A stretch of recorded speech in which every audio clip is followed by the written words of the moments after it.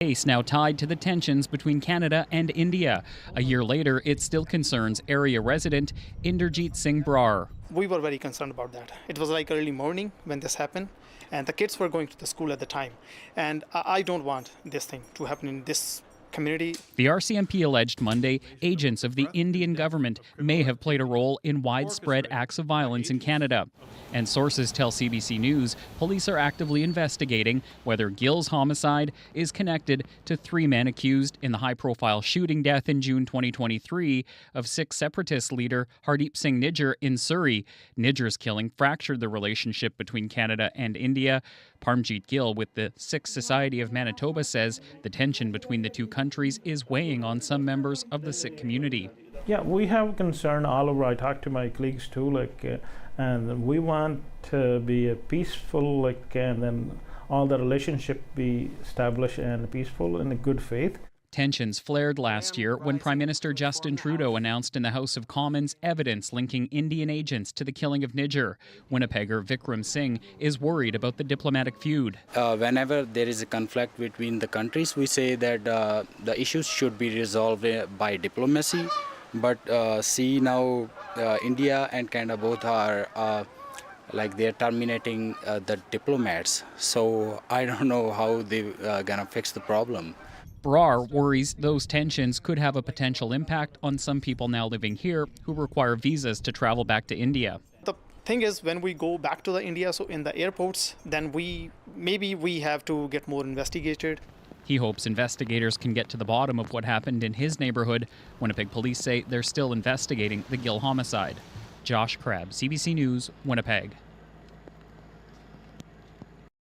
Well, it is time for our monthly interview with Mayor Scott Gillingham, who is in studio. Good morning to you. Good morning, Marcy. So let's start actually with something in the news this morning. I know you did respond to this yesterday, but this new provincial legislation that's going to make it tougher to overrule city land use decisions.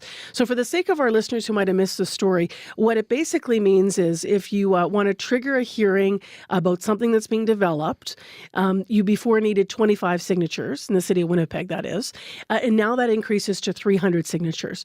I know that you've commented that this could speed up developments that are important developments and housing developments in some cases as well.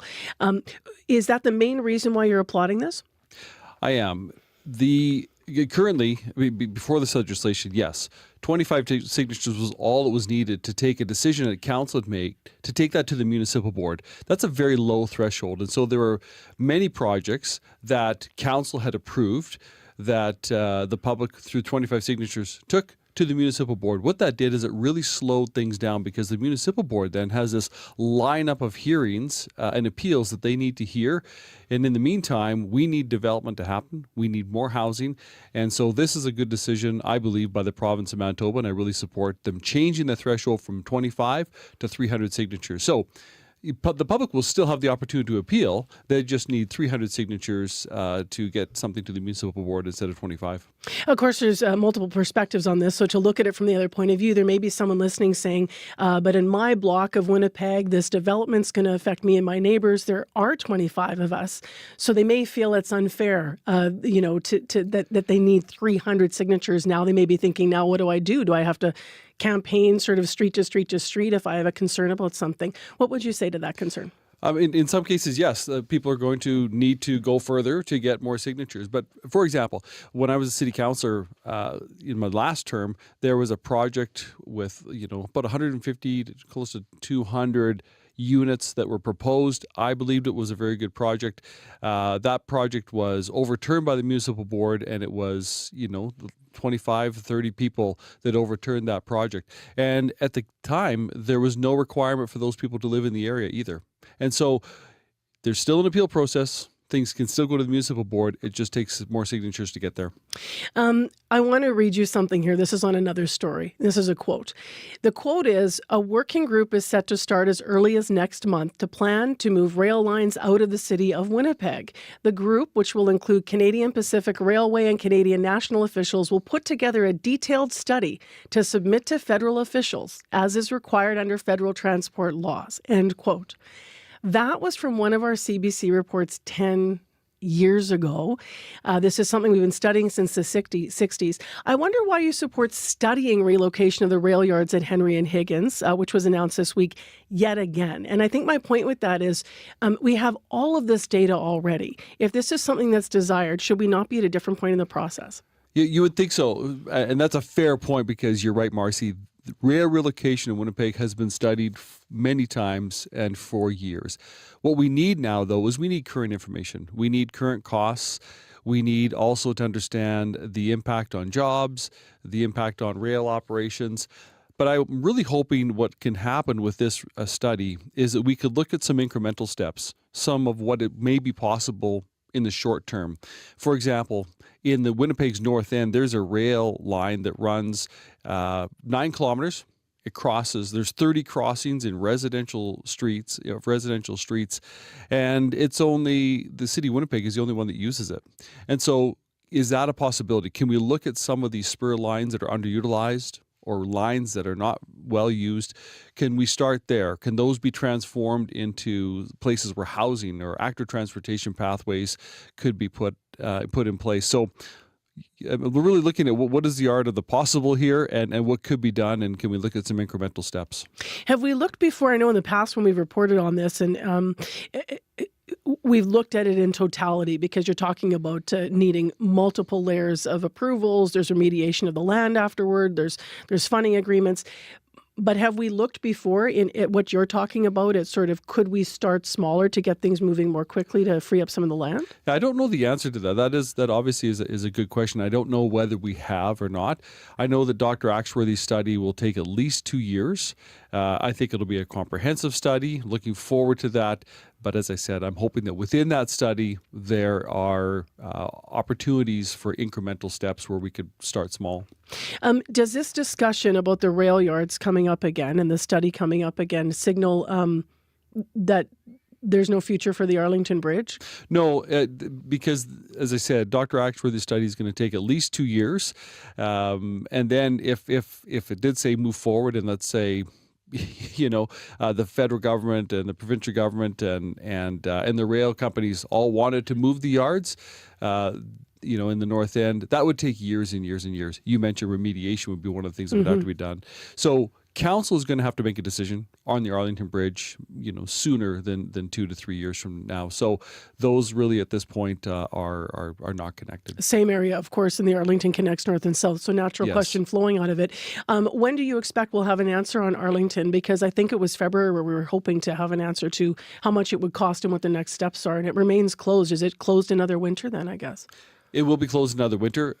We should, as a council, be getting the information we've been looking for within the next few months here on the Arlington Bridge report.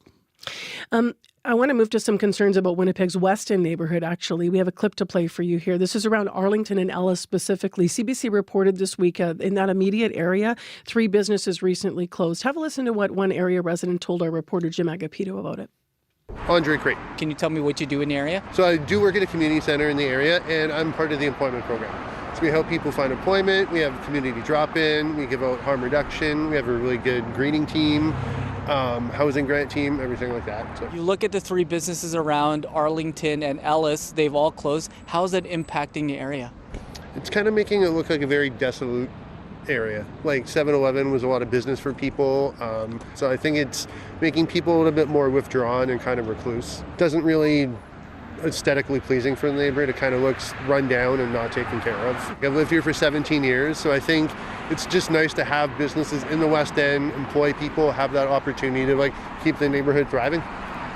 So you can hear a story like this, and these might seem like small closures, but of course we know there's other 7-Eleven stores that are closing in Winnipeg. We had a list of actually businesses yesterday on the air that were closing, some of those due to retail crime specifically. But what are you most worried about regarding the situation plaguing many of our neighborhoods? And when you hear a resident saying it, makes you feel bad about where you live. Yeah, no, I feel for that resident and any resident who's living in areas that are being described here, because when you lose a business in an area, it is a loss to the community without a doubt. But one of the things that I would mention as well is the retail crime initiative that has been launched, where we have the police working through provincial funding, has been showing progress. It has made a difference. You talk to retail merchants and outlets, they appreciate the difference it has made. In fact, the Retail Council of Canada locally is using Winnipeg's model right now all across Canada and is touting it as something that is working. Sometimes it's not working fast enough, as in the case probably that the clip we just played.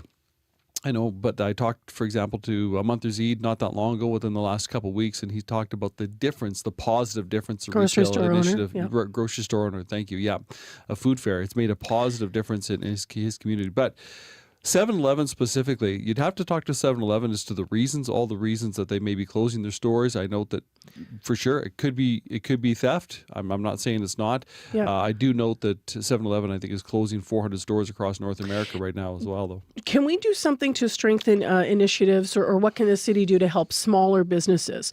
That may be going through closures or having challenge specifically. Yesterday on the Retail Theft Initiative, we crunched the numbers for City of Winnipeg Police coming out to businesses and companies. And it was really noticeable that some larger groups, like Superstore was the example, can afford the hundreds of thousands of dollars that they have to spend on security and having a police officer there. Some smaller, mom and pop shops that are critical to these neighborhoods like we're hearing about, they can't afford that. So what initiatives could we put in place at that level to help those businesses stay safe and stay open? Well, first of all, the Retail Crime Initiative is only temporary. I'd like to see it extended. I'd like to see it made permanent. The key to that is going to be, frankly, a new funding model for the City of Winnipeg from the province of Manitoba, because as a City of Winnipeg, we can and we should be taking policing on ourselves. Right now, the province is funding overtime for this Retail Crime Initiative, and it's overtime for police, but it's temporary. We need to make it permanent so that the smaller stores you're talking about that can't afford to hire special duty officers get police and get to foot patrol in their community. And the foot patrol, which is part of the Retail Crime Initiative, has been very, very important. It's like Osborne Village got. Osborne Village, the downtown, it's made a big difference as well, because those officers have the opportunity to build relationship with those store owners. So I'd like to see it made permanent, but to do that, I think it's really about a new funding model with the province of Manitoba for the City of Winnipeg. I have a story out of the news I want to ask you about, and then a quick snapper. So let's do the snapper first. How close are we to announcing the new police chief? Getting closer. I'm on the police board, and we're through. We're into the interview process. We'll be starting that pretty soon. But as a police, as mayor, I want to see a police chief who is a great collaborator with the province and tackles some of these issues like retail crime. This month? Next month? Do you think? I don't have a timeline on it. Yeah. Okay. The issue in the news is the Winnipeg landlord that is talking about the reconsideration of the city around these fines, although they're still going up. If you own a property that has the firefighters have had to come out to and fight. Why is it fair if a landlord has proven and shown steps that they have boarded up to try to protect their property that they should have to foot the bill for fire coming out? There are some property owners who are doing work. On their vacant and derelict buildings, but there are some, frankly, that have been sitting on vacant derelict buildings for a long time, and that's neighborhood blight. We need a combination of incentivizing those property owners to get their properties done, but then we also need to have penalties because those areas, those properties that continually are targeted for fire, that's a risk to the firefighters, it's a risk to the community, it's neighborhood blight. So we need a combination of that. A positive incentive, make it easier for people to develop, but on the other hand, when they just sit on their property and it's boarded up for months, years on end in some cases, and there's fires, I still believe we need penalties on those fires because there's a cost to the city of Winnipeg. And final comment is this: is if I own a piece of property and I have it boarded up for years on end, it shouldn't be fair, Marcy, that you as a taxpayer have to keep paying for the firefighters to show up and fight the fire at my property because I'm doing nothing with it. You dressing up for Halloween this year? I am not, but I will be handing out candy. What are you going to hand out? We hand out. Do they know when they come to your house? Do they we're at the mayor's house? Do they know that? Some of the neighbors do, I think, but some they're kids. They just want the candy. They don't. I don't think they care if it's the mayor or anyone else. But yeah, we look forward to it. It's fun. Cut you off there. What are you handing out? Chocolate bars. Chocolate, yeah. We'll have to see this year. My street has changed. So I think I've got more kids in the street we'll have to hand out as well. Thank you for being here. We'll talk to you next month. Thank you. Of course, we'll hear from the mayor before then, but our regular monthly interview will be coming up next month. Scott Gillingham has been in studio with us live on CBC.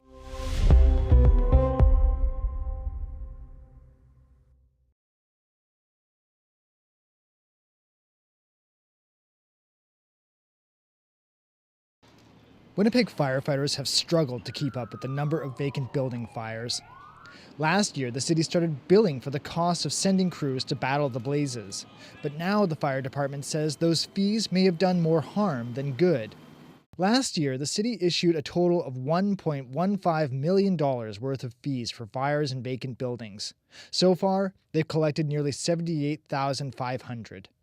In some cases, the high fees may have discouraged property owners from making repairs, leading to repeat fires. City staff recommend lowering the fees in the hope more owners will pay up. Mayor Scott Gillingham says he's open to changes. The goal is to get the result we need, and the result we need is fewer vacant and derelict properties, and those properties turned into developed properties. The city assesses fees based on the number of fire trucks and other equipment responding. The average fee per property is $26,000, with the highest bill for $138,000. The city recommends a new set of fees, starting at $5,000 for the first fire, up to $20,000 for the fourth and subsequent fires. The William White neighborhood has some of the highest numbers of vacant building fires. Neighborhood Association President Darrell Warren doesn't support lowering the fees. To the people in the neighborhood, they would probably see the city as being weak. And what I mean by that is the city being weak is they're backing down from these guys. The city would also write off about $900,000 worth of fees issued last year. The service stopped issuing new fees in December after hearing complaints from property owners. Winnipeg Fire Paramedic Chief Christian Schmidt says in some cases, owners were in the midst of making repairs when a repeat fire occurred. We need to be cognizant of that, and we don't want to be contributing to some of the problems. We want to be helping to resolve some of the issues in the city. The city also recommends introducing a new process to waive fees for property owners in some circumstances. The Executive Policy Committee will debate the proposed changes next week. Cameron McLean, CBC News, Winnipeg. A Portage La Prairie man is facing charges after police say he organized and led an illegal bison hunt on someone else's bison farm. The owner of that farm told the RCMP on Monday that someone had broken into his pasture in the Russell-Binscarth area and that 6 bison were missing. Police say trail cam footage showed 4 trespassers shooting the bison and taking them from the pasture. Investigators then saw a social media post advertising a bison hunt for $1,000 per animal. 3 hunters from the trail cam footage came forward and said they had participated, saying they thought the hunt was legitimate and are cooperating with the investigation. Farm owner Brendan Liskey describes how his farm looked after the incident. There's various locations where blood piles on the ground. It kind of looked like like a war zone. There's blood everywhere. There's a chain that they had forgot. You can tell it was kind of a rush situation. The 52-year-old accused has been charged with theft and mischief, and RCMP say more charges are likely.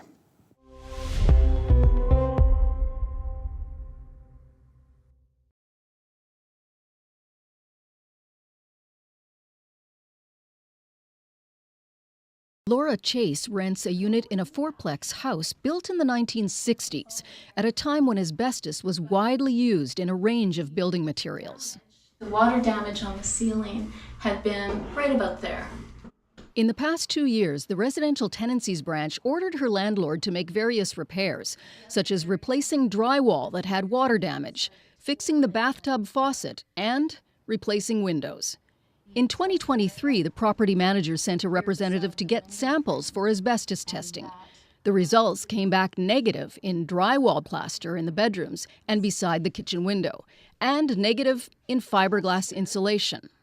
Based upon the first tests that were done, that were apparently negative, they went ahead and they started doing work.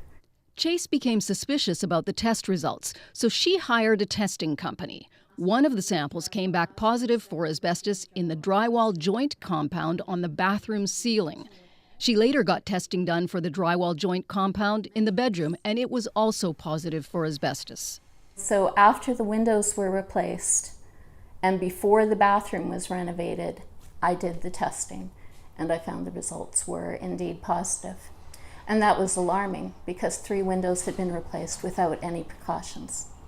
Asbestos is a carcinogenic material, and if it becomes airborne and is inhaled, it can cause fatal illnesses such as mesothelioma and asbestosis. Canada has banned the use of asbestos-containing materials, but they were widely used in construction materials until about 1990. This year, British Columbia became Canada's first province to have a law that requires licensing of employers doing asbestos abatement work and certification of workers who do the job, including sampling and testing. Laura Chase says Manitoba should do the same. Clearly, the current situation is unsafe. It was unsafe in my case, and the fact that there's so little accountability because there is no license. A person can't lose a license that they don't have in the first place. So how can there be any kind of accountability in a system like this? The province says that's being evaluated in a review of the Workplace Safety and Health Act, with recommendations expected in early 2025. CBC News contacted the property manager for Chase's house about the asbestos test results, but a spokesperson declined to discuss the case. When Chase decided to get her own asbestos testing done rather than rely on the property managers, she contacted Winnipeg firm J&D Environmental to get the samples for testing. What you're showing us here is actually an incredibly common issue. Danielle Kolba is founder and president of J&D Environmental, as well as Duracan Laboratory Group. He has about 20 years' experience in asbestos work and consulting. You get false negatives quite often on sites, and this is where you want competent people or consulting firms that actually know how to collect the sample, know where those samples should be collected from, and get you the most authentic data possible to determine if there's asbestos in it. Kolba says it's important to make sure the sample collection for asbestos testing is always done by an independent third-party company rather than by the contractor who will be doing the renovation work. Vera-Lynn Kubanek, CBC News, Winnipeg.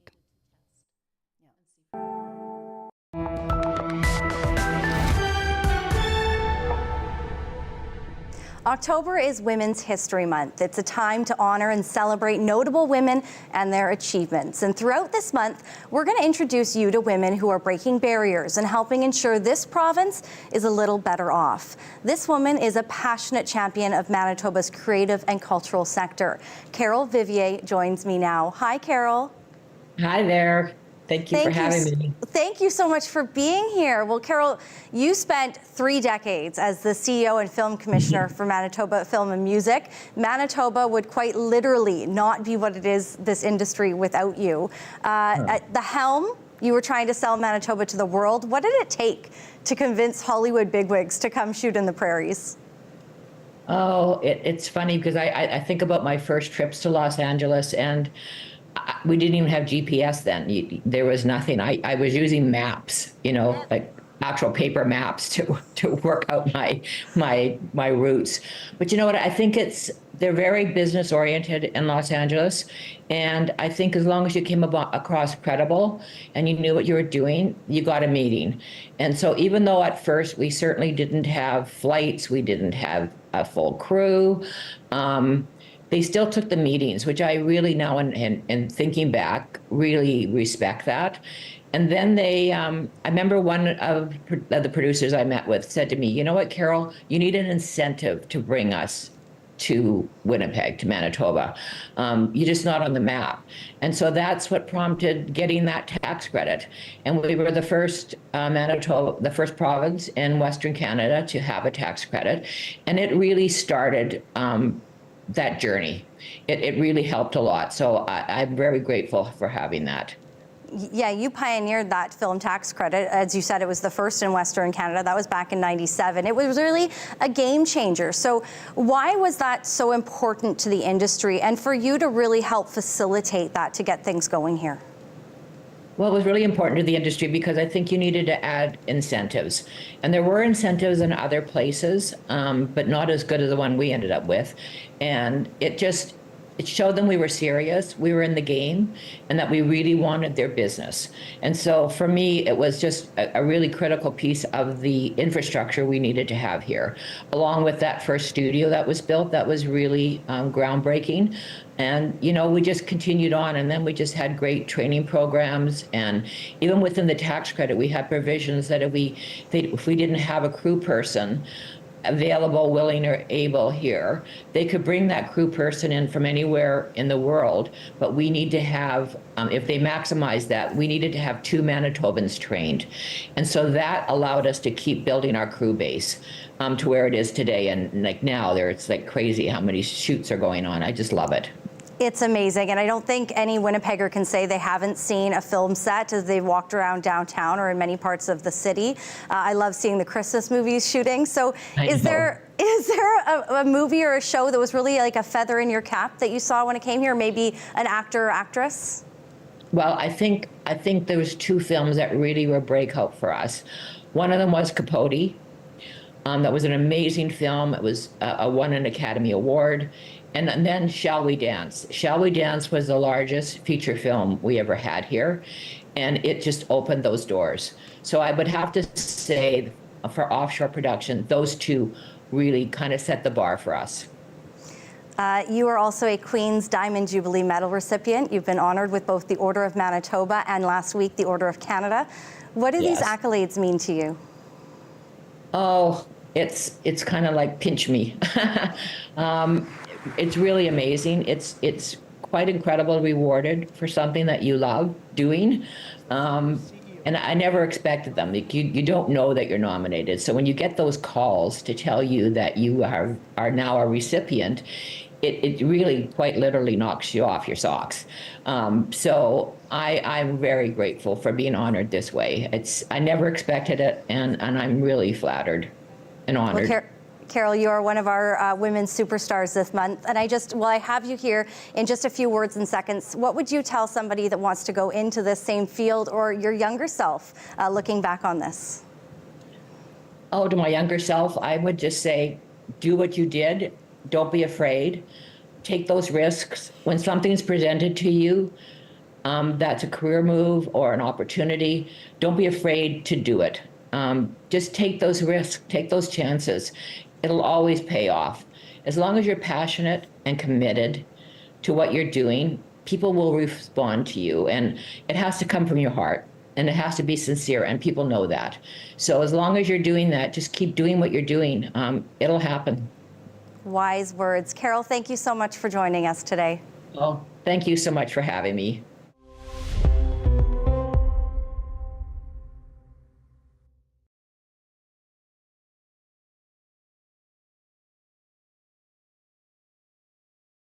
This is it.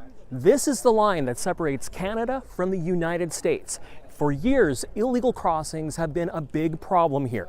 The U.S. Border Patrol and RCMP taking a rare step in talking about surveillance and the equipment they're using, showing off equipment like this scope truck that can see up to 16 kilometers, along with boats, drones, snowmobiles, an attempt to deter people who want to cross illegally. Our goal as for the integrated border enforcement side in the RCMP is to make sure we want to know who's coming into Canada and what threat they may pose. In 2022, the Patel family, a young family of 4 from India, froze to death trying to cross from Manitoba into Minnesota. In 2016, 2 other men lost their fingers and nearly froze to death trying to cross from the U.S. into Canada. Now, crossings here spiked in 2018 when then President Trump spoke widely about deporting illegal immigrants. Rhetoric that has returned to U.S. politics with an election booming, both candidates talking about cracking down on illegal immigration. We have a job to do, and we're going to enforce the law at the border. We're going to enforce border security. Now, it's not clear whether politics will drive another surge of migrants here, but there are smuggling rings active on both sides of the border with people crossing both ways. The message here, there are eyes on this line. Still, crossing it illegally can be deadly. Cameron McIntosh, CBC News on the Canada-US border at Emerson, Manitoba. Andrew Marquis is best known as the developer of the Parker lands in Winnipeg. Between 2020 and 2023, he worked as a consultant and advisor for Peguis First Nation, working on a debt repayment plan, consulting on housing shortages related to flooding, and using treaty land entitlement funds to purchase real estate assets. In a statement of claim filed on September 27th, Peguis alleges Marquis, companies he controls, and a company owned by his wife failed to act in the best interests of the band and benefited financially from breaches of duty. In the claim, Peguis alleges Marquis has consistently misused his power and discretion as a fiduciary to enrich himself to the detriment of Peguis. According to the claim, Marquis had the Peguis First Nation Real Estate Trust purchase this former golf course in East St. Paul because he was interested in developing it into housing, according to the claim. Peguis claims Marquis directed the real estate trust to agree to a $5.5 million loan from a company owned by Marquis's wife. That loan now has an interest rate of 9.2%, according to the claim. Peguis also claims Marquis directed the real estate trust to buy and sell this vacant land along Wellington Crescent in Winnipeg. According to the claim, the province sold this land to Peguis on the basis it would be added to its reserve lands. Peguis claims a subsequent sale to a private developer breached the terms of the purchase and the treaty land entitlement agreement. In the claim, Peguis alleges Marquis had the ability to unilaterally exercise his power and discretion in a manner that affected Peguis's legal, economic, and practical interests. Peguis was vulnerable to and at the mercy of Marquis's exercises of discretion and power. In a statement, Marquis called the claim baseless, without merit, and legally flawed. The notion that I, or anyone else for that matter, had total control of all of Peguis's financial, legal, and other matters is pure fiction. Marquis called the claim an attempt by Peguis to distract from its inability to resolve a $172 million lawsuit from a receiver for a former lender and a federal court challenge of its 2023 election launched by former Chief Glenn Hudson against current Chief Stan Bird. None of the allegations made by Peguis have been proven in court. No statement of defense has been filed. Marquis says he will immediately move towards striking the claims. Bart Lekivas, CBC News, Winnipeg.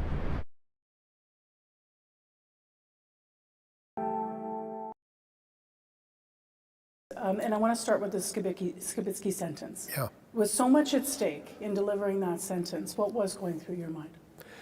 Well, first of all, I can't get into too much detail about the trial itself, but I'm happy to talk about the surrounding circumstances. I'll talk about Skibitsky insofar as it was what I think characterized before as a bit of a metaphor for all of the horrors and the phenomena that was touched upon in the missing, murdered Indigenous women and girls inquiry. So it was clearly the focus of many people. We were dealing obviously first and foremost with a criminal trial, and I'll get to the sentencing in a second, that needed to provide for the accused person due process. That's the first and foremost obligation and rule of a judge and a jury and all court participants.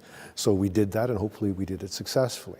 But also, a trial doesn't have to just be fair. It has to be fair, but it also has to be respectful. Fair and respectful both to the accused person, but also to family, to friends, and to the broader community. Now, who's the community in this instance? Well, it's obviously the Indigenous community who were highly and acutely engaged, but so too was it the broader Manitoba community who was, I think, deeply, profoundly affected by this case. So when it came to the sentencing, there was obviously a need, in my view, and the need of all the participants, including the Crown and including Defense Counsel. I want to give Defense Counsel their due as well. They were very willing to collaborate with all the court participants to ensure that the process of the sentencing, like the process of the trial itself, was validated or legitimated in a way that made the broader public, including the Indigenous community, feel, perhaps for the first time in a long time, that we were trying to integrate, absorb some of the Indigenous legal practices, traditions, and symbols that had meaning for them. So what was going through my mind wasn't simply the act of imposing what I had to do as the sentence, which was largely predetermined by law, but it was also to legitimate a process for the broader public that needs to trust our system. And I was thinking a lot about that, as I know both parties, the accused and the Crown was. So I want to ask you more about that balance, because obviously in that case, many in the Indigenous community and in Manitoba overall, thank you for your language, for your message, in how you handled the sentence, the words you chose. Now on the other side of things, and there was the acquittal of Robert Jeffrey Morden this year in the death of Headingley and William Walter Amo. Now following that, the now late AMC chief Kathy Merrick called this, quote, a gross miscarriage of justice that perpetuates systemic racism and, quote, contravenes the basic principles of our basic human rights, safety, justice, and equity for First Nations people under the law. How do you achieve the goals of reconciliation in the justice system, as you were just talking about, which is supposed to be impartial? How do you do both things in a province where you see the community reacting and leaning in on every verdict in such a way? Well, I had nothing but profound respect for Grand Chief Merrick, but I don't want to talk about her characterization or her assessment of that case. That would be inappropriate for me to do. So I don't want my answer and my silence about that case to be seen in any way as an endorsement of that view. The system itself is flawed, and we're going to make mistakes. And I've recently presided in cases where miscarriages of justice were identified, appropriate apologies and comments were made. But those were cases that were identified as that. We have to be careful, and I'm not suggesting Grand Chief Merrick was anything but careful, because she was a passionate and deeply engaged woman. But we have to be careful about not simply taking a verdict that we're not happy with and dissecting it as necessarily a miscarriage of justice. Such cases exist, such cases will continue to exist, hopefully minimally, and we can chat about that if you want. But if we're talking about more broadly speaking, and I think this is what I take your question to be about, because this is really what I think it should be about, insofar as my capacity to answer it, is about systemic trust. What do we do to gain the trust of Indigenous leaders? And keep the trust. Yes. Because of course what we're talking about here is if there is sort of a push-pull. A push-pull at every verdict. Yes. How do we overall maintain that trust throughout? Well, the push-pull is always going to exist, because we do have a responsibility in our system of justice to ensure that accused persons, if we're talking about the criminal realm, but we can talk about any area of realm, to provide a fair trial. And what is a fair trial? It means ensuring that due process is properly afforded to everybody. But I like the phrase fair and respectful trial, because fair and respectful doesn't just involve something being fair and respectful to the accused, but it has to, obviously, but it also involves a degree of respect and what I'll call this new phenomenon, this trauma-informed approach for victims and families and for the broader community. If we can do that and go beyond a simple assessment about the verdict or the result, I think we will be doing our job to legitimate the process that we offer up. But I think it takes more than that. I don't want a situation, Marcy, where our level of trust as it's being assessed by any one community is dependent upon the result in a given case. Otherwise, we're effectively no better and no worse than what we're doing to obtain or not obtain the approval of a given community. So if not that, what do you need to change in the system to achieve that level of trust? Well, we have to ensure the process is credible, that the process is something that communities, including the Indigenous community, can endorse. They have to feel, to the extent in the criminal realm, for example, because we could get into some of the areas that they're now themselves going to be, I think, adjudicating and taking control over. But if we're talking about the criminal realm, to the extent that we're dealing with perhaps a disproportionate number of Indigenous participants, we have to make them feel like they're part of it, that we're engaging with them and we're incorporating, integrating, and otherwise understanding legal tradition. So Skibiki is an example of what, and we have to be humble about it, what we attempted to do, but we want to normalize that. So back to your original question, what can we do? Well, we as an institution can, and I think have done a great deal. It's not enough, but we're starting. We have in the Court of King's Bench a committee called the Trust, Reconciliation and Access to Justice Committee, TRAC for short. I announced this, I think, in 2017 at the call to the bar. One of the first courts in the country to do this, and it really does act upon the calls to action of then Senator Murray Sinclair. It's based on 4 pillars. The first pillar speaks to the very issue that you're, I think, getting at, the question of trust. We do outreach, not the type of outreach we would typically do with schools or the grand public in terms of explaining people how we do what we do, why we do it, and we're instead there to listen. We're not there to kind of pontificate about how good we are, how magical our system is. We're there to listen to Indigenous Manitobans and hear what they have to say about the justice system.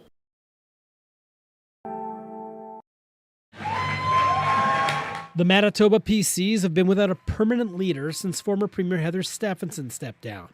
MLA Wayne Owasco is interim leader while a race to replace Stephenson's underway. The window to enter that race is closed. Brad Zander chairs the PC Leadership Election Committee. The deadline for filing an application passed today at noon, October 15th. At that time, we had 2 completed application packages. Fort White MLA Abi Khan got his application in on October 2nd. He's been approved as a candidate.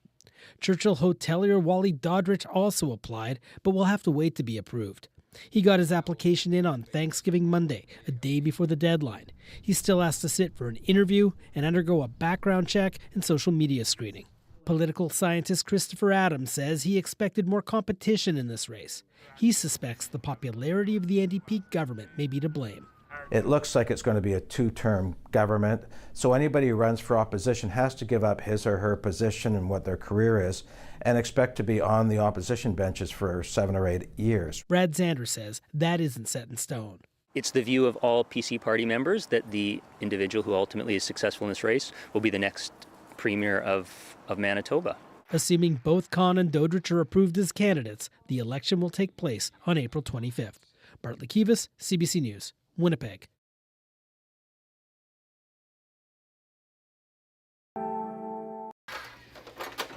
Hi, girls. Debbie Ross has been living in this hotel room for months. This is it. With just a few cherished possessions, like her husband's ashes and her cats. But the rest of her belongings, such as her bed and other furniture, is still here at Birchwood Terrace, unused until Ross and her fellow tenants get the green light to move back in. And if people think that we are having a good time in here, you've got to give your head a shake. I'm not milking the system. I just cannot afford to go and move my stuff out. Tenants were forced to vacate with just 8 hours' notice after a serious structural issue was found in the steel columns of the St. James Building's parkade. No one from Birchwood Terrace will end up on the streets. In May, the NDP government announced the province will cover the housing for any resident that's been displaced, and they haven't stopped paying since.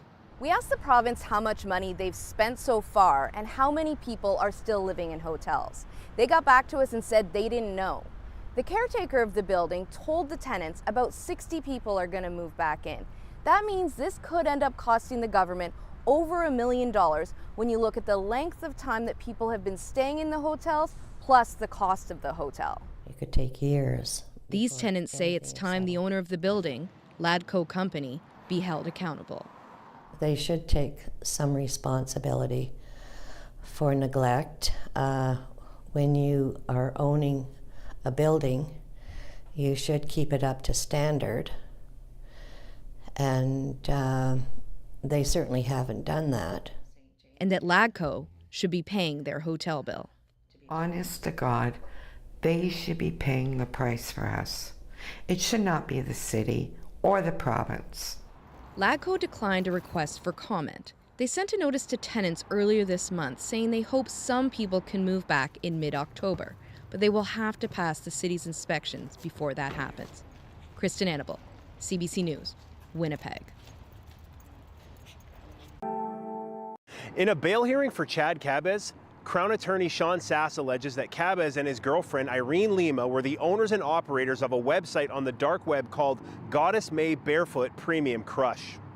Sass says the two made videos of animals, specifically cats and kittens, being crushed by Lima using her feet, then sold for profit. These are not quick kills, as the timestamps seem to indicate. Some of these videos are 5 minutes long. They're staged, premeditated torturings that result in the death of very vulnerable animals. In August, the animal protection officer got an anonymous tip from someone on the dark web. The tipster discovered the Barefoot Crush site and believed the couple involved were from Winnipeg. Winnipeg police started investigating and found a Reddit account called Fit Foot Lover, which they believed belonged to Cabez. On the Reddit page, Cabez talks about Lima's feet and makes references to his dark website. For anyone who's following my girlfriend's crush adventures, please DM me on how to find her newly established group elsewhere. Police say the anonymous source conversed with Cabez on Reddit and got instructions on where to find the videos and how to pay. The main page of the dark website reads, "This is a place to exchange barefoot hard crush. Previews of May's work will be posted and her content will be available for purchase. Each member will be required to provide one barefoot hard crush video prior to entry. DM for details." Sass describes the posts almost like commercials. When discussing the website, he says, "It's an extremely graphic image that appears to be of a bare foot on top of some animal. It's unrecognizable." Police executed a search warrant on October 9th and arrested Cabez and Lima for various cruelty offenses. Cabez was released on bail with conditions. His defense lawyer, Ethan Pollock, says, "This is essentially a risk assessment in us determining whether or not Mr. Cabez can be released back into the community on conditions. It's the position of defense counsel that my client can be." Lima was in court Thursday, but the case was remanded to a later date. Cabez is scheduled to return to court November 5th. None of the charges have been proven in court. Mike Arsenault, CBC News, Winnipeg. Winnipeg police respond to a variety of calls, but the ones about mental health are becoming the focus. The Manitoba government is reviewing the Mental Health Act. We've heard from police that sometimes they don't need to be called in, and we know that police are stretched. The goal is to take some of the onus away from police and create more non-police options. Minister Bernadette Smith says the Mental Health Act hasn't been reviewed in 25 years, and they're consulting with experts about potential changes. The health liaison for Winnipeg Police Service, Inspector Helen Peters, says it supports the move. Peters says WPS received 234 Mental Health Act forms from May to August, which puts onus on police to respond to mental health calls. The police officer is the only person with the authority then to detain a person involuntarily by way of a form that has been issued by a judge or a justice of the peace. Peters says changes to the act could allow police to share the workload with people trained for mental health calls so police can focus on crime and investigations. One response does not meet the need, and instead of looking to remove responses, what we will hope for is that addition of different types of responses to meet different needs. The Coalitions of Families Affected by Police Violence is a group looking for change in the system. It's advocated for the family of James Woods, who died in January after being restrained by police. Megan Daniel says Toronto rolled out a crisis team pilot project with no police involved. They diverted 78% of the calls received from 911 with no police involvement.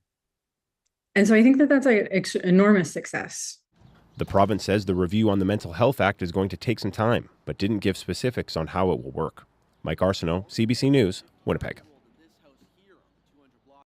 When Befakadu Abitao saw Winnipeg Police Patrol Sergeant Jeffrey Norman park his SUV outside Kokeb Restaurant on Edmonton Street this past February, he immediately grabbed his cell phone and started recording. Then he went outside and told Ayele Abea to move his car because he suspected what would happen next. Abitao says for months he believed Norman targeted the back lane next to the Ethiopian restaurant, ticketing people who illegally parked there. He's always there, hunting purposely to find if someone is parking in the back lane. But on this day, what should have been a simple parking ticket ended up with Abea and his friend Tamarat Sise getting arrested. Abea was driving for Uber that day when he says he had the urgent need to use the bathroom. So he parked his car in the back lane and ran into a nearby convenience store. When he came out, he saw Sise and stopped to say hi. But when he went back to his car, Norman approached and asked for his driver's license. I said, "Hi, officer. Have I committed any crime?" And then I try and explain, but he wasn't willing to listen to my story. And he said, "I need to see your ID." And then I asked him, "Is this a crime scene? I don't see a police tape. I don't see a crime."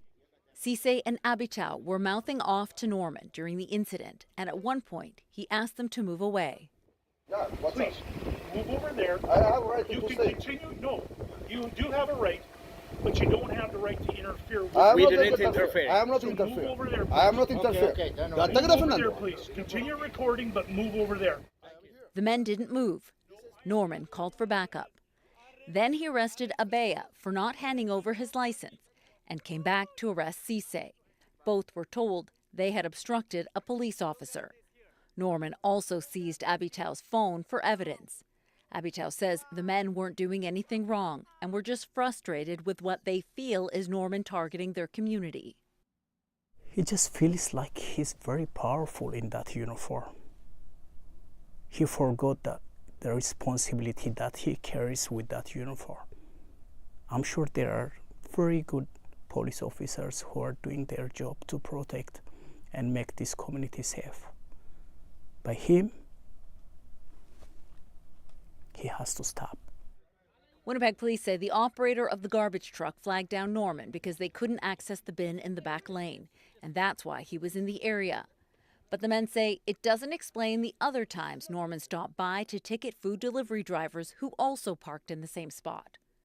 I'm here in free country, supposed to be free country. I'm here. He's going to be personally attacking our community. Norman has been sued 10 times dating back to 2005.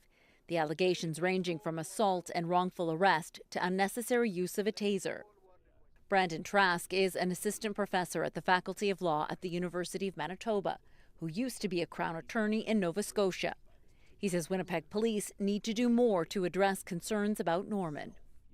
This in isolation, probably realistically wouldn't lead to anything, but this in tandem with all of the other allegations and all of the other legal actions involving Jeffrey Norman, I think at some point somebody at the Winnipeg Police Service has to stop and ask, is this who we want representing us as an agency, right? Is this somebody we want as a public face of our allegedly community building policing agency?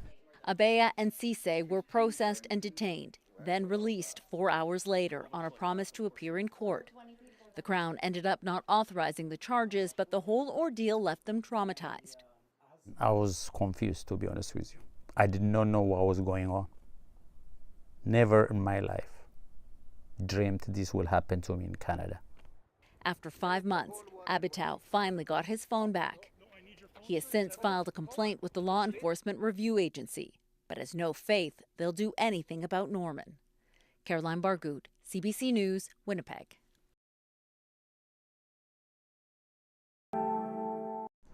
Have you ever noticed police officers at Superstore? Data obtained by CBC News shows Loblaw spends about $200,000 a month on them. The company says it's to deter thieves and protect staff and customers.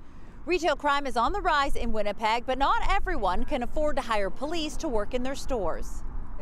Or do you want the paste? Sarah and Renee Esperanza have run El Izalco Market for 24 years. You want pupusas? The Latin American store is in the heart of the West End, and that's come with a lot of challenges. Very much every day we have someone that comes, can you help me? Some people, they ask, can you help me with a glass of water or bottle of water or juice, whatever? Some people, they just come and snatch the bags, packages and run. She says someone steals from her store every single day, totaling hundreds of dollars in losses a week. It's not enough to make an insurance claim, but is big enough to have an impact on her small business. One time, a guy even pulled a knife on her and demanded she open the till, but she didn't have much in it. It's 11 o'clock. How much money I could have in cash. So he put away the knife, he grabbed the drink, and he walked out. And then he tells me, you're such a cool lady. Since then, she's taken steps to protect herself, which she didn't want to share publicly for safety reasons. Data obtained by CBC News through Freedom of Information shows since January 2019, Winnipeg police have worked over 163,000 hours of overtime for the private sector, costing over $20 million. Over 43% of those hours were officers working at Superstore locations. It's through a program called Special Duty, which allows off-duty police to take on overtime shifts.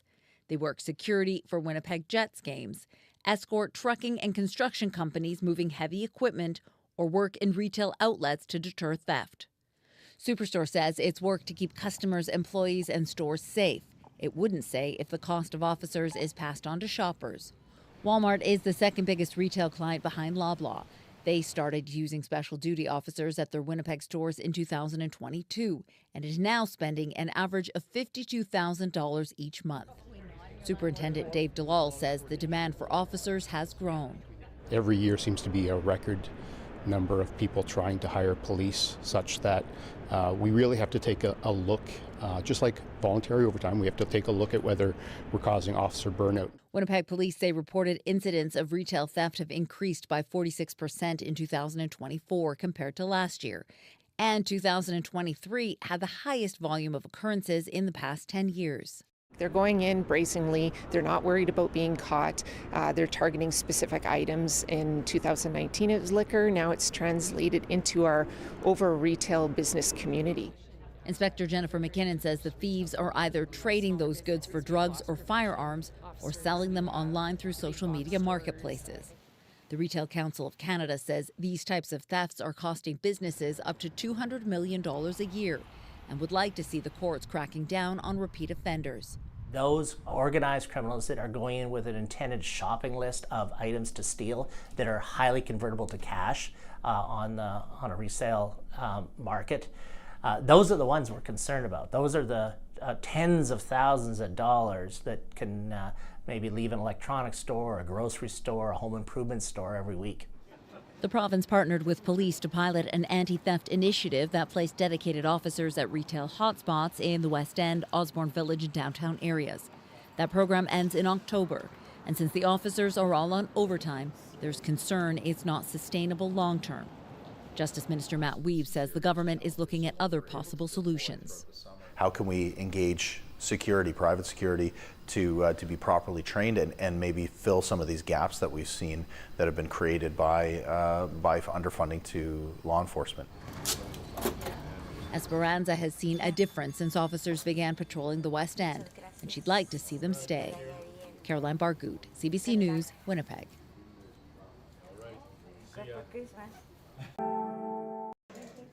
Today, Manitoba's health minister announced by the end of next year, self-referral mammograms will be available to women starting at age 45, with a goal to lower that age to 40 sometime after that.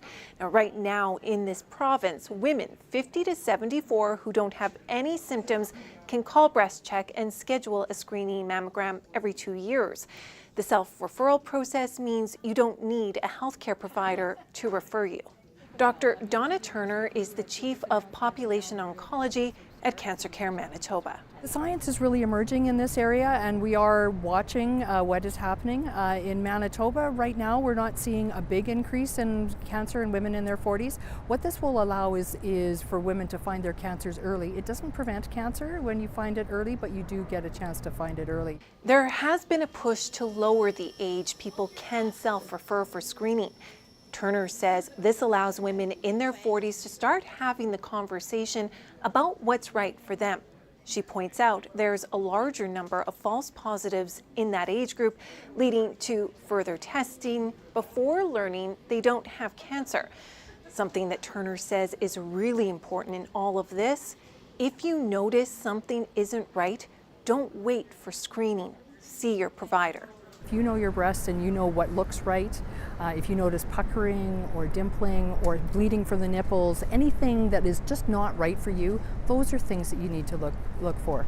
I mentioned earlier, this change isn't happening right away. Turner says it takes time to get the system ready to support more screening and everything that goes with it. Here's an example. Turner says right now there's about 16 technologists that are part of the screening program. They're looking to add 4 or 5 more. Alana Cole, CBC News, Winnipeg. For a time, walking was something Christian Swan could only dream about. The 46-year-old has diabetes. His ankle and foot were amputated more than 2 years ago after an infection. I was dreaming I was walking. And if that sounds crazy, that's how it happened for me. I dreamt I was walking, and eventually I got to the stage where I started walking. Swan learned to walk again with the help of a prosthetic leg. His amputation, likely one of the cases in a recent report. The Canadian Institute for Health Information found between 2020 and 2023, Manitoba saw more than double the national average of diabetes-associated leg amputations.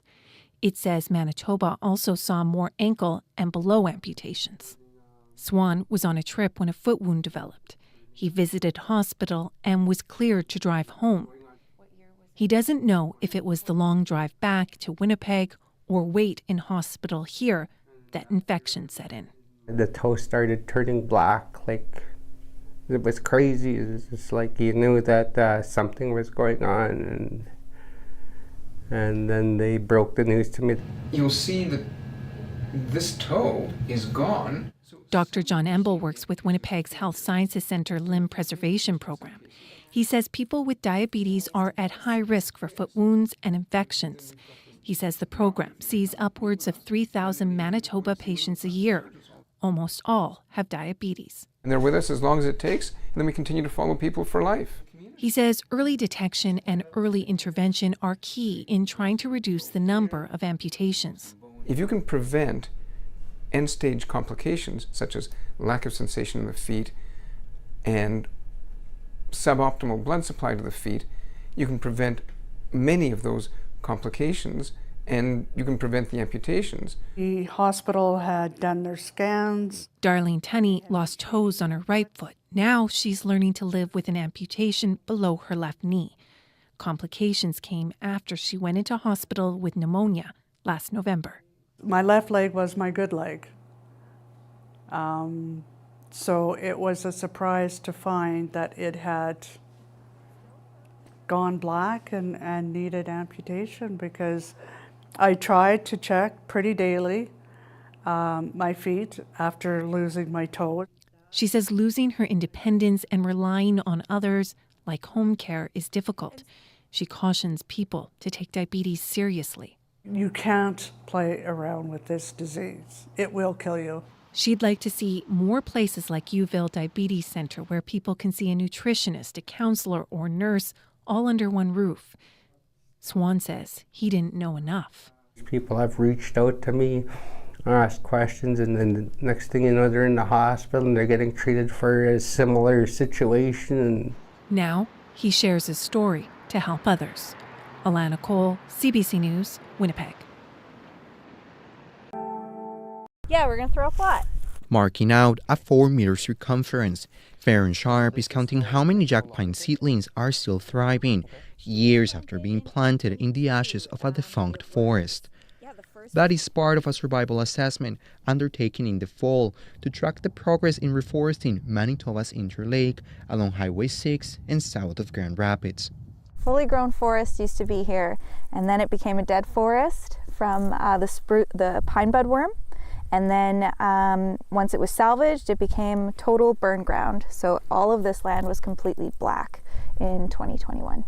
Dead trunks surround Devil's Lake, their charred roots hidden under the tall grass, high and dry soil, ideal for a new generation of trees to grow. When you're planting by stumps, there's going to be a breakdown of what's underneath the ground there, and it also means if a tree grew there once, it's going to grow there again.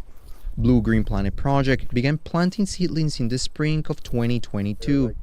Now from 7 Manitoba First Nations. The biggest part of that is the reconciliation. Floyd North is a liaison for the communities. He says while reforestation projects often take place on their land, for many First Nations, becoming a part of the forest industry has been a long time coming. We're trying to create businesses in the treaty communities and try and get them into the game. 2.8 million seedlings have been planted in over 1,300 hectares so far. The survival rate on the trees they planted is 95%, which is exceptional. The forest was part of over 1 million hectares of land, which burned down in Manitoba in 2021. That year saw hundreds of wildfires, one of the worst seasons in the last decade.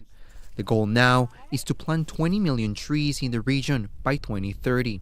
If we can reestablish forest and help capture some of that carbon and help reduce the amount of carbon in the atmosphere, hopefully we'll be able to help slow the spread of wildfire, but also encourage other people to take on projects like this. But if the flames tear through Devil's Lake once again, cones from the new black spruce and jack pines should be able to regenerate the forest. This project is part of a larger push by the federal government to restore Canada's canopy. They want to plant 2 billion trees by 2031 in hopes rehabilitating forests like this will help ease climate change. Santiago Arias, CBC News, Devil's Lake, Manitoba.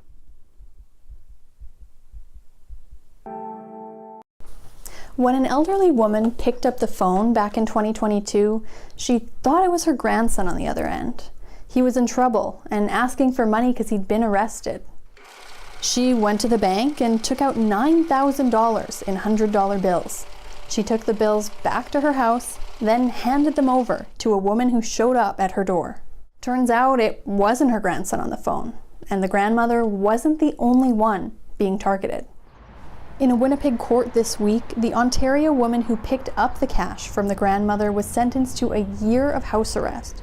Gabrielle Paradis was what prosecutors called a money mule in a scheme where 9 elderly people lost nearly $90,000. The victims got most of that cash back, but the judge talked about how they still all live with the shock of it. The judge said, "The emotional impact, the feeling perhaps of embarrassment of falling for this sort of scam, and having their confidence shaken and their family's confidence shaken are implications that go well beyond just the money." Another Ontario woman charged in the same scheme got 18 months of house arrest earlier this year. But court heard we still don't know who is behind the scam. Caitlin Gowerluck, CBC News, Winnipeg. Go, get down there! Emily Beauregard's wish for her 18th birthday was to meet Maya Turner, the starting kicker and only woman on the University of Manitoba Bison's men's football team. Oh my God, you were amazing! On Saturday, her wish came true. Crazy, huh? Yeah, I do admire you. Like, I was watching your video and I was just like, I want to meet this girl. And I want to do the same as you do. It is really like a men's world, but I think we can take our place in that. Turner has already done that. And it is good, no doubt about it. Maya Turner from 21 yards out. Last year, she was the first woman to play and score in a regular season U Sports football game. She made 2 field goals, including the game winner in overtime. The Manitoba Bisons have won this homecoming football game on the strength of Maya Turner. She instantly became a role model for other young women like Beauregard, who is also breaking ground as a rookie kicker on the Sherbrooke Cégep men's football team, the first woman in the league. Like, she kicked like asses on the field, and now I can talk with her and she can give me some advice, and so I think like a lot of girls saw her and was like, holy shit, she can do it, I can do it too. Yeah, I'm so humbled that she, like looks up to me and wanted to come out and see me play. I love to see other girls kicking footballs and playing on men's teams. All the way from Quebec, coming to watch the Bisons play. There was initially some doubt about having a female kicker on the Bisons, but that has disappeared. It was very impressive, but it was very nice to see you win, because it was very sketch and I was very, very pissing on myself. So. They've embraced Turner and they welcomed Beauregard too. Beauregard and her father flew back to Winnipeg with the team. On Sunday, they got a tour of the University of Manitoba campus and the football complex. Welcome to the locker room. As the only woman on the team, Turner has her own changing room. Yep, this is where I hang out. But her coach, Brian Doby, says she's just one of the guys. Her story has resonated across the country. After 29 years on the job, Doby is retiring this season. He's accomplished a lot, but says few things compare to this experience. It's so symbolic of what anybody can do, regardless of race, gender, etc. Anybody leading the way and taking a risk. As for Turner, she's thrilled her accomplishment is inspiring other women who dream of kicking down barriers. Karen Pauls, CBC News, Winnipeg.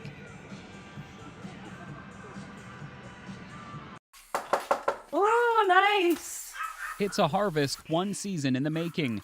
Every fall for nearly a decade, people in Poplar River First Nation in eastern Manitoba have been reaping the rewards at no cost. A tub full of corn on the cob, among the vegetables grown and then delivered straight to people's homes by this father-son duo. It's an unbelievable feeling to be able to work with your son, I think. Kelly Hindmarch and his son Julius put locally grown food on tables in the Fly-In First Nation.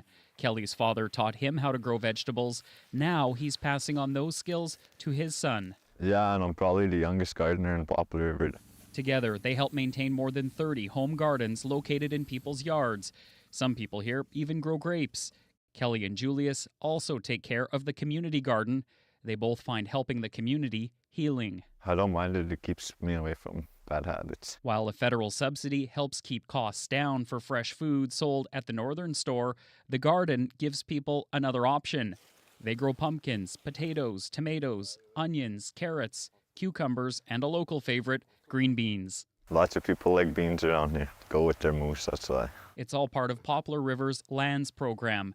Chief Vera Mitchell says it makes a difference for people in the community. People have little gardens that they plant stuff, but this communal garden is been beneficial. We pull our funding together so that he can do it full time. Along with the vegetables, the community garden itself is also growing, with expansion plans in the works to make it even bigger for next growing season. The community garden right now is about 1 acre, and we're in the works of increasing the size to 3 acres.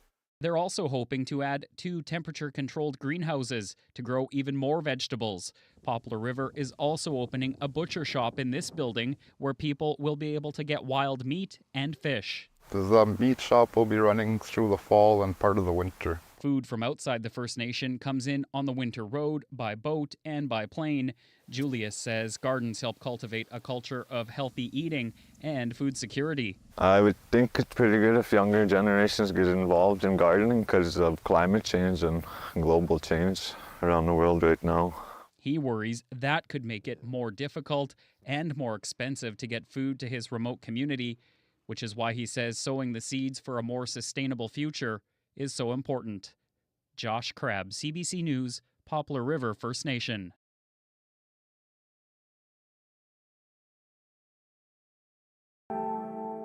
I'm Shanley Vidal with CBC Manitoba. The Eaton's retail chain may be long gone, but those memories live on in the Winnipeg home of a former employee. I paid a visit to Corey Quintain to see his growing collection of Eaton's memorabilia.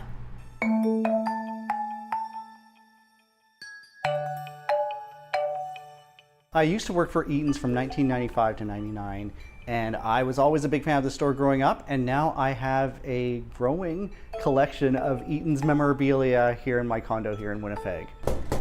These are ceiling tiles from the downtown Winnipeg store, and when people often see them, they say, "Oh, you did such an interesting job painting them and a great finish." But this is the way they came out of the store, with the paint flaking off the patina like that. So this is how they looked when they were on the ceiling of the downtown Winnipeg store.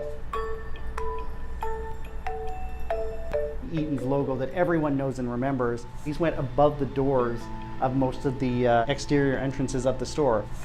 If you went to Eaton's, you probably recognize this from your trips back then. This is from the downtown Winnipeg store, but pretty much every single Eaton's location had these in between the top and bottom panes of glass on their doors. This is mostly what I bought in that big box of things when the store was going out of business, a box of flyers and catalogs from the 70s and 80s. This is one of the most interesting pieces for me personally in the collection. This is the Globe and Mail Report on Business from August 27th, 1999. And you can see there's a young lad here that's holding a store closing sign running through the store. You can see even the background of the picture is blurry because this young lad is running so fast and so dedicated, and that young lad is me. Most of these came through either, purchasing them from somewhere or being gifted them from somewhere. Most of the stuff that I came into myself was from the 80s and 90s and up. We've got these ones, which were kind of the 80s, 90s, which most people remember, especially people, you know, that are in their 40s and 50s now. But then, of course, we have this one up here, which is from, I think, the 60s and 70s. And this star formation was pretty iconic. When you saw this on the box, you know, back in those days, you knew you were getting something special. In this case, probably a hat. He is the official mascot of Eaton's Toyland. He has his own record, the Pumpkinhead story on one side, and then the Pumpkinhead song on the other, of course. And you would always get a storybook when you went to see Santa at Eaton's back in the, you know, in the mid 1900s and the 50s. All right, so there's a few books here in the library as well. Some of them are newer, you know, kind of the history of Eaton's. This one is really interesting because you realize the date. This is for the 50th anniversary of Eaton's The Golden Jubilee, which happened in 1919. The big downtown stores especially hold a lot of memories for people. I know every time I go to Canada Life Centre, I still rub Timothy's toe on the way by for good luck. If True North wants, you know, a new home for that statue, I think I might have a spot for it. Meanwhile, Corey Quintain will be looking for one special piece to add to his collection, a 25th anniversary watch. For CBC Manitoba, I'm Shannalee Vidal. Oh, I may as well. Oh, that's good. Come back for another one. Oh, well, we'll do. The aroma of fresh homemade donuts has been filling the air of this old St. Vital neighborhood for 10 years. Who can say no to fried dough? Trish Vrolik and her husband started the tradition when they moved to the area. They wanted to bring some of the small town vibe of Trish's upbringing to the big city. It's been a great chance to meet neighbors, get to know each other, and then look out for each other too in hard times. We love the relationships that we've built. People come every year. People are excited to show up. Probably 3 or 4 more easy, and that doesn't include what I'm going to take home. I have to bring some home. Lisa Clark has been coming to Donut Day since she moved to the neighborhood. It's a day she looks forward to, and not just for the fried dough. You get to meet all your neighbors. You get to spend time with them. You're not a bunch of strangers just living on the street. Brad Vrolik says the event has helped make introductions over the years. We had 2 people come, and we found out they'd lived 2 houses away from each other for 25 years, and they had never met each other. The first ones that come out of the pan end up being checked by me. Quality control. Sure. Trish's dad, Abe Giesbrecht, helps out with quality control and glazes the donuts. It's really gratifying. We hear a lot about loneliness and depression and anxiety and things, and I think this type of an interaction with your neighbors, getting to know your neighbors, really makes a difference in people's lives. The family hopes the tradition will continue with many more years of bringing something sweet to their street. Felicia Adam, CBC News, Winnipeg. Cricket players are soaking up every second of nice weather before winter hits at tournaments like these.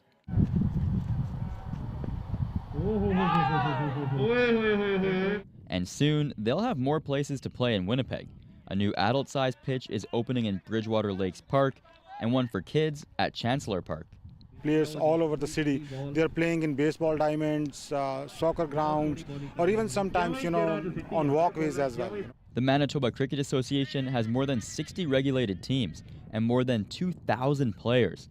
Thousands more play recreationally, but there's not enough room for everyone.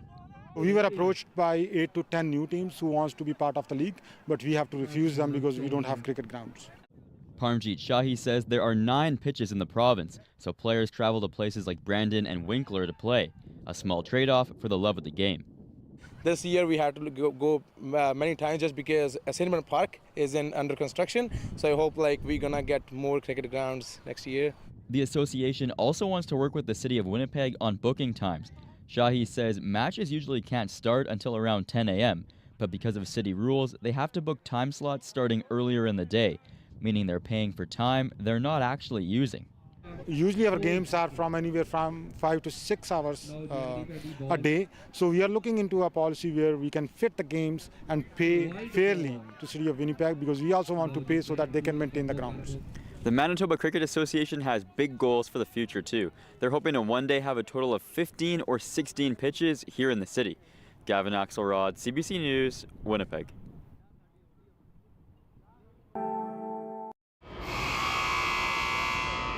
A klaxon goes off at a Winnipeg transformer plant where the NDP government unveiled a plan to transform the way Manitoba produces and uses energy. The plan calls for new wind farms to generate 600 megawatts of energy in partnership with Indigenous governments. We've put forward a plan here that proposes a new way forward of building new capacity, specifically through nation-to-nation partnerships with Indigenous nations here in Manitoba to ensure that we can keep energy rates as low as possible. The plan also calls for geothermal heating districts so new homes won't need natural gas. It also repeats NDP government promises to install heat pumps and offer rebates on electric vehicles. What this energy plan doesn't spell out is how Manitoba Hydro will pull off a financial game of Jenga, and that is spending billions of dollars on new generating capacity and billions more on fixing existing infrastructure while keeping hydro rates affordable and keeping Manitoba Hydro's debt in check. Premier Wab Kinew says not to worry. We got a great finance minister. That's the first answer. And then the second answer is because we got a great team of political staff behind him. And the third answer is because we're working hard for all these people here in the room. The Premier says it'll be up to Manitoba Hydro to flesh out the plan. Critics say that's not good enough. Bethany Damon, who speaks for Manitoba's Climate Action Team, says she was hoping to see more specifics. People are being encouraged to move to electrification in their homes, but we are not doing what we need to do to prioritize bringing enough energy and electricity into our province to make that happen. Quebec, for example, has a $185 billion plan to build new wind farms and new transmission lines, along with timelines to make that happen. Manitoba's plan doesn't have those numbers. This plan looks like it was written in the 1990s to me. It's really short on details, like we're just hearing about climate change for the first time. And I think there's got to be a lot of push to accelerate action. The energy plan also notes Manitoba will continue to rely on oil and gas for the near future. Minister Adrian Sala says Manitoba is prioritizing wind farms as new sources of power, but he would not rule out new power plants fueled by natural gas. Bartley Kivas, CBC News, Winnipeg.